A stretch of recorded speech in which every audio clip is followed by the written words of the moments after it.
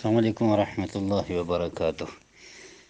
ایک سوال بھیجنے والوں نے ایک سوال بھیجا ہے جو عثمان یزمانی صاحب کا بیان ہے عاشق جن کے بارے میں۔ جیسے عثمان یزمانی صاحب جب بھی بات کرتے ہیں ایسے بات کرتے ہیں جیسے کہ وہ علماء کا استاذ ہے، اور پھر اپنی تجربات کا بھی وہ اظہار کرتے ہوئے فخر کر رہے ہوتے ہیں۔ اس میں بھی ایسے ہی انہوں نے کیا ہے کہ میرے پاس 25 سالہ تجربہ ہے، اور 25 سالہ تجربے کے اندر کسی جن کو کسی عورت کے ساتھ فزیکل ہوتے نہ دیکھا نہ سنا، نہ کسی کتاب میں ہے نہ کسی عالم نے کہا ہے۔ انہوں نے زیادہ سے زیادہ میرے استاذ عبدالستار حماد صاحب کا حوالہ دیا۔ میں اس تفصیل میں نہیں جانا چاہ رہا کیونکہ بات مختصر کرنا چاہ رہا ہوں، لیکن بات مختصر کرتے ہوئے تھوڑی سی لمبی تو ہو جائے گی، لیکن میں مختصراً یہ جواب دینا چاہ رہا ہوں کہ انہوں نے کہا نہ کسی کتاب میں ہیں اور نہ کہیں حدیث ہے، نہ قرآن پاک کی آیات ہے۔ دیکھیے، قرآن پاک کی جو آیات ہوتی ہیں اس میں اکثر تفسیر میں اشارہ یا اس میں تفسیری معنی میں کسی چیز کو شامل کرنے کے اندر کوئی بات آ جاتی ہے، اور حدیثوں کے اندر اکثر صراحت آ جاتی ہے جو اس آیت کی تفسیر میں ہوتی ہے۔ میں یہ نہیں کہہ سکتا کہ جنات کا انسان کی عورتوں کے ساتھ باقاعدہ صحبت کرنا کہیں قرآن میں ذکر ہو، لیکن احادیث کے اندر اشارہ صاف اشارے موجود ہیں۔ میں اس کا ذکر کرنا چاہ رہا ہوں۔ جنہوں نے باتیں کی ہیں، میں باقی فضول باتیں ان کی میں اس کی طرف نہیں جا رہا۔ ایک فضول باتوں میں سے کیا ہے کہ صحابیات پر لوگوں نے تہمت لگائی ہیں کہ جو استحاضہ کی کیفیت ہے وہ انسان کے ساتھ یعنی انسانی عورت کے ساتھ جنات کی صحبت ہے، اور وہ کہتے ہیں یہ صحابیات پر تہمت ہے کیونکہ بہت سارے صحابہ کرام اور صحابیات اور امہات المومنین میں سے ایک کا نام بھی آتا ہے، زینب بنت جحش وغیرہ۔ تو اس کے بارے میں یہ کہہ رہے ہیں دیکھو، جنات اگر صحبت کرتے ہیں، زیادتی کرتے ہیں عورتوں پر، اور جیسے کہ عامل حضرات کہتے ہیں کہ عاشق جن ہے اور عاشق جن اس کو کہتے ہیں، تو یہ تو صحابیات کے اوپر تہمت آ جاتی ہے کہ وہ کیا بدکار تھی، نعوذ باللہ۔ میرے بھائی، یہ ان کے لوگوں کو دھوکہ دینے کا ایک طریقہ ہے۔ عثمان یزمانی صاحب کا یہ دھوکہ ہے، ناسمجھ لوگوں کو اس میں پھنسانے کی کوشش کرتے ہیں۔ صحابہ کرام کے دور میں بدکاری کے 3 4 5 واقعات نہیں بلکہ بہت سارے واقعات آتے ہیں۔ کیا اس کو ہم یہ کہیں گے کہ ان ساری حدیثوں کو ہم نہیں مانتے کیونکہ وہ صحابہ کرام پر آ رہے ہیں؟ اسی طرح ان کے استاد جو کراچی والے ہیں، وہ جو ارسطو صاحب ہے، وہ بھی یہی کہتے ہوتے ہیں کہ دیکھو، جنات میں داخل انسان میں داخل ہونے کے آڑ میں اس حدیث کو بیان کرتے ہیں جس میں سیدنا عثمان کا نام آتا ہے۔ دیکھو ان کے اندر ان لوگوں نے جن بھیج دیا۔ یہ دھوکے کا ایک طریقہ ہے۔ انکاری حدیث کا ایک صاف قصہ ہے جو ان میں سے نقل ہو رہے ہیں، اور اشارہ ہے اور صاف انکاری حدیث ہے۔ بہرحال میں باقی باتوں کی طرف نہیں جانا چاہتا، صرف اتنی بات میں کروں گا کہ جنات کا انسانی عورتوں کے ساتھ ایک قسم کی صحبت، جماع، فزیکل کے کچھ اشارے ملتے ہیں۔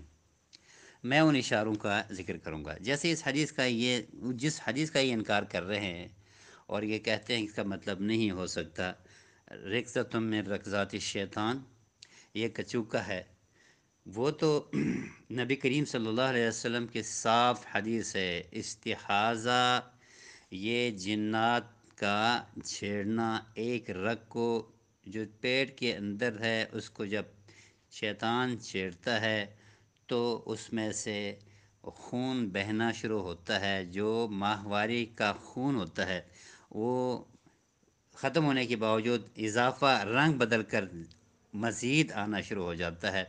یہاں پہ جماع کا معنی میں نہیں کہہ سکتا کیونکہ لفظ جماع نہیں ہے، وہاں یہاں پہ صرف چھیڑنا ہے، رگ کو چھیڑنا اندر سے، کیونکہ نبی صلی اللہ علیہ وسلم اس کی صراحت سے فرمایا ہے، لہٰذا میں اس کو جماع نہیں کہہ سکتا۔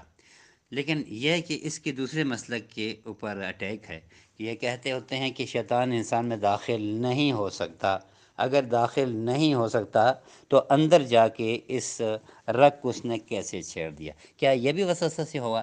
جیسے یہ کہتے تھے وسوسے مراد سارے یہ، کیا وسوسہ اللہ کے رسول نے وسوسے کا ذکر نہیں کیا بلکہ کچوکا رق زتم کہا ہے؟ اس کا مطلب یہ ہے کہ ہاتھ لگایا اس نے اندر جا کے۔ بھئی اگر اس کو آپ زنا پہ نہ محمل حمل کریں تو آپ اس کو اتنا تو سوچیں نا کہ آپ کے مسلک پر اٹیک ہے، کہ یہ حدیث صاف ظاہر ہے کہ اندر سے وہ چھیڑنے کے لیے اندر گیا ہوا ہے، اندر داخل ہوا ہے، اس کا اندر وہ موجود ہے۔ بہرحال وہ اور بات نکل آتی جائے گی، اور اس میں کوئی اختلاف والی بات اس میں ہے نہیں ہے، دوسری بات آ جائے گی، اس کو چھوڑ دیتے ہیں۔ جو یہ کہتے ہیں کہ بالکل نہ قرآن میں نہ حدیث میں کچھ بھی نہیں ہے، کہیں بھی کوئی دلیل نہیں ہے کہ جنات انسانوں کے عورتوں کو چھیڑتے ہیں، صحبت کرتے ہیں، جس طرح کی جو اللہ کو پتہ ہے کس طرح صحبت کرتے ہیں، انسان کی طرح کرتا ہے یا کوئی ایسے ہاتھ لگاتا ہے، جو کچھ بھی کرتا ہے، لیکن چھیڑ چھاڑ کا، صحبت کا، فزیکل ہونے کا اشارہ موجود ہے۔ ذرا آئیے سب سے پہلے صحیح بخاری اور مسلم کی حدیث ہے، سیدنا ابن عباس رضی اللہ تعالی عنہ سے مروی ہے، وہ ہم سن لیتے ہیں کہ رسول اللہ صلی اللہ علیہ وسلم نے فرمایا، لو ان احدکم حین یاتی اہلہ قال بسم اللہ اللہم جنبنا الشیطان وجنب الشیطان ما رزقتنا فولد بینہما ولد لم یضرہ الشیطان، متفق علیہ۔ سیدنا ابن عباس فرماتے ہیں کہ اگر تم میں سے ایک بندہ جب اپنی بیگم کے پاس جاتا ہے صحبت کے ارادے سے، وہ یہ دعا پڑھے، وہ دعا کیا ہے؟ بسم اللہ اللہم جنبنا، اللہ کے نام سے میں بیگم کے پاس جاتا ہوں، یہ ان کے پاس جانے سے پہلے پڑھ کے جانا ہے، کیونکہ اس دوران پھر اللہ کا نام نہیں لیا جاتا۔ اللہم بسم اللہ اللہم جنبنا، اللہ ہمیں دور کر دے شیطان کو، اور دوبارہ وجنب الشیطان ما رزقتنا، اور شیطان کو ہم سے جو کچھ تو رزق دے گا، جو دے گا یعنی جو اولاد دے گا، رزق معنی یہاں پہ دینے کے معنی میں ہے، جب اولاد ہو تو شیطان کے نقصان سے وہ دور ہوگا۔ دو بار جنبنا ہے، یہ اس اولاد کی طرف اشارہ دونوں نہیں ہے، صرف ایک ہے۔ ایک یہ کہ اللہ جو عمل ہم شروع کرنے ہیں اس میں شیطان کی شراکت داری سے ہمیں دور رکھیں، اور دوسرا یوں فرمایا کہ ہمیں جو اولاد آگے اے اللہ تو نوازے گا اس میں بھی شیطان کے عمل دخل سے دور رکھیں۔ ایک تو یہ صاف حدیث ہے، اس میں تو کوئی شک ہی نہیں کہ وہ اگر آگے چل کے دیکھیں گے کہ کچھ تابعین بھی کہتے ہیں اس کا ترجمہ یہی ہے۔ اچھا، دوسرا نمبر، علماء نے، بہت سارے مفسرین نے، حتیٰ کہ ابن کثیر، طبری، قرطبی کی تفاسیر کے اندر اس کو بھی دلیل بنایا ہے اس آیت پہ، لم یتمثہن انس قبلہم ولا جان، قیامت کے دن جو حوریں ملیں گی، جو حور کی ایک ایک بندے کو ملے گی تو اس کو وہ ایسی ہوگی کہ دنیا میں نہ کسی انسان نے چھوا ہوگا نہ جن نے۔ بعض علماء نے اس کا ترجمہ یہ کیا ہے کہ جنوں کی عورتوں کو ہاتھ لگایا ہوگا دنیا میں، اور انسانوں نے انسان کے عورتوں کو لگایا ہوگا، وہ دونوں نہیں ہوگا، یہ بھی ہے، لیکن دوسرا بھی اس میں شامل ہے کہ عورت، کسی بھی عورت کو، انسان ہو، انسانی عورت ہو، اس کو جن نے بھی ہاتھ نہیں لگایا ہوگا اور انسان نے بھی ہاتھ نہیں لگایا ہوگا، اور جنوں کی جو عورت ہے اس کو انسان نے بھی ہاتھ نہیں لگایا ہوگا اور جنات نے بھی ہاتھ نہیں لگایا ہوگا۔ یہ آیت بھی اس کے اندر اشارہ موجود ہے، اس کا مفہوم تفسیر بہت سارے مفسرین نے کیا ہے۔ ایک اور دلیل، نمبر 3، وقد سأل رجل ابن عباس قال ان امرأتی استيقظت وفي فرجها شعلة نار قال ذلك من وطأة الجن۔ ایک بندے نے سیدنا عبداللہ ابن عباس صحابی سے پوچھا، میری بیوی سوئی ہوئی تھی، جب اٹھی تو ان کے فرش سے آگ کا شعلہ اٹھ رہا تھا۔ قال ذلک من وطء الجن، فرمایا جو انہوں نے دیکھا ہے وہ شیطان کی جماع کی وجہ سے ہیں۔ صاف صاف آیت ہے۔ یہ 3 نمبر 4 دلیل، واستفزز من استطاعت منهم بصوتك واجلب عليهم بخيلك ورجلك وشاركهم في الاموال والاولاد وعدهم وما يعدهم الشیطان الا غرورا۔ سورہ اسراء آیت نمبر 64 کی اس آیت سے بھی علماء نے دلیل لی ہے کہ شیطان شریک ہوتا ہے ان کی اولاد میں بھی، انسانوں کی اولاد میں بھی۔ اس کا ترجمہ کرتے ہوئے کہتے ہیں کہ مشارکۃ فی الاولاد مشارکتہ فی الجماع، یعنی کہ اولاد میں شریک ہونے کا مطلب یہ ہے کہ جب اس کا باپ اس کے ماں سے، یعنی دو میاں بیوی آپس میں جب ملتے ہیں تو اس میں شیطان بھی شریک ہو جاتا ہے۔ من لم یستعذ من الشیطان، جب وہ دعا پڑھے بغیر وہ مل جائے۔ اس وشارکہم فی الاولاد فی الاموال والاولاد کا ترجمہ بہت سارے مفسرین نے یہ کیا ہے۔ اگر بالکل کسی کتاب میں موجود نہیں ہے، بالکل اشارہ نہیں ہے، اور کہیں بھی کسی عالم نے نہیں کہا، جیسے انہوں نے جیسے اپنے انداز میں اپنے انداز میں اکثر یہ مبالغہ آرائی سے کام لیتا ہے، اس میں بھی مبالغہ آرائی سے کام لیتے ہوئے اس نے کہا ہے۔ تو یہ مفسرین کیا کہتے جا رہے ہیں؟ اور ان مفسرین کی باتوں کے اندر وزن ہے۔ وہ کیسے؟ کیونکہ شروع میں جو حدیث میں نے پیش کی ہے وہ بھی صحیح بخاری اور مسلم کی حدیث ہے، اور وہ صحیح بخاری اور مسلم کی جو حدیث ہے وہ اس وقت کی ہے جو مرد اور عورت آپس میں مل رہے ہوتے ہیں، جو سمجھایا دعا اس کے اندر ہے کہ اللہ تعالیٰ مجھے شیطان سے ہمیں دور رکھے اس عمل کے اندر۔ وہ صاف حدیث ہے، اس میں انکار نہیں ہو سکتا۔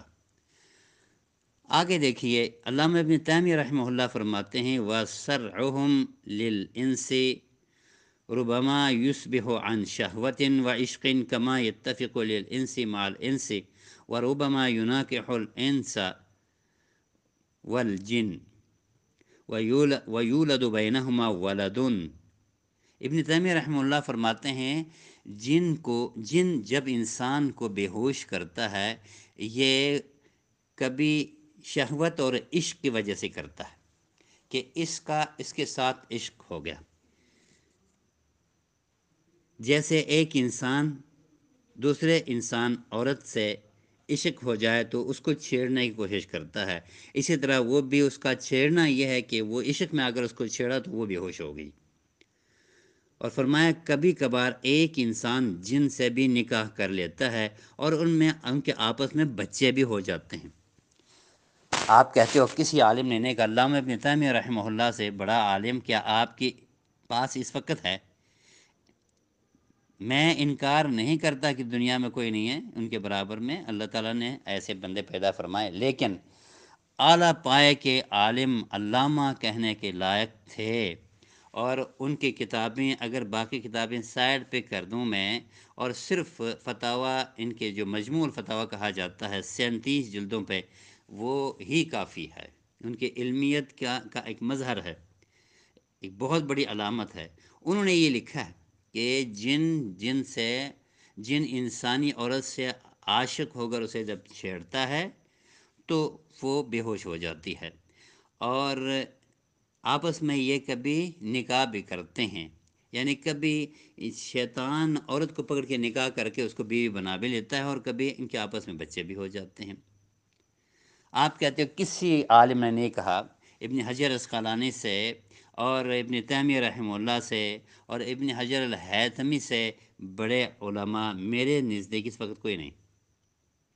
ابن حجر ہیثمی فرماتے ہیں، ہیثمی وجب الغسل بالوطئۃ الجن ان تحقق، فرماتے ہیں کہ غسل واجب ہو جاتا ہے اگر واقعی پتہ چل جائے کہ عورت سے اس نے جمع کیا ہے تو اس حالت میں وہ غسل بھی کرے گی۔ اور جیسے خواب میں دیکھے احتلام جس کو کہتے ہیں وہ کیا ہے؟ اگر کسی چیز کی حقیقت موجود نہیں ہے، اس کا ایک خیالی چیز ہے، اس کو اللہ کے رسول نے اس میں تری دیکھنے کے بعد اس کے اگر پیشاب کی نالی پیشاب کی جگہ تر ہو تو اس سے غسل کرنے کا کیوں حکم دیا؟ مرد کو بھی حکم دیا ہے اور عورت کو بھی حکم دیا، تو آخر اس کی کوئی حقیقت ہے تب تو حکم دیا ہے نا۔ میں بات انتہائی مختصر کرنے کی کوشش کر رہا ہوں۔ ابن حجر اسقلانی فرماتے ہیں وعن مجاہد ان الذي يجامع ولم يسمي يلتف الشيطان على احلیلہ فيجامع معه۔ حجر اسقلانی کے سنن عبد الرزاق کے اندر سے مجاہد رحمہ اللہ جو بہت بڑے تابعی ہیں، مفسر قرآن اور محدث بھی ہیں، وہ کہتے ہیں وہ بندہ جو یہ دعا نہیں پڑھتا اور اپنی بیوی کے پاس جاتا ہے باقاعدہ دونوں رانوں کے درمیان جا کے جیسے انسان کر رہا ہوتا ہے، اسی طرح کا کام شیطان بھی کرتا ہے۔ یہ ایک بہت بڑے تابعی کا قول ہے۔ اب یہ کہہ رہے ہیں کسی عالم نے نہیں کہا، جناب آپ نے کہیں عالم دیکھا بھی ہے، کہیں آپ نے کتاب اٹھائی بھی ہے، لہٰذا ان کو میں کہوں گا اور ان کو ان کے جو استاذ ہے ارسطو کراچی والا، ان سے بھی کہوں گا کہ آپ تحقیق کے بغیر باتیں نہ کریں۔ آپ کہتے ہو یہ مولوی تحقیق کے بغیر باتیں کرتے ہیں، یہ اپنی دکان چمکاتے ہیں۔ دکان تم چمکا رہے ہو جناب، آپ چمکانے والے ہو۔ جیسے میں نے کہا کہ اس دن بھی میں کہہ رہا تھا کہ پنڈی کا ایک گھر ہے، اس کے وہاں پہ لوگوں کی ان کی فیملی کی گواہی ہے کہ 70,000 2-3 دفعہ ہم بھیج چکے ہیں۔ ہمیں جادو تھا، اس نے خود ہی کہا جادو ہے۔ 70 دفعہ یہ میں جو میسیج بھیجوں گا وہ بھی سن رہے ہوں گے۔ آخر انہوں نے دوبارہ کہا کہ اب دوبارہ جب دم کروں گا اگرچہ ٹھیک نہیں ہوئے تو آگے دم کے لیے بھی 70,000 لوں گا۔ انہوں نے کہا جی ہمارے پاس پیسے نہیں ہوئے۔ اس نے کہا جب پیسے ہو تو پھر فون کر دیں۔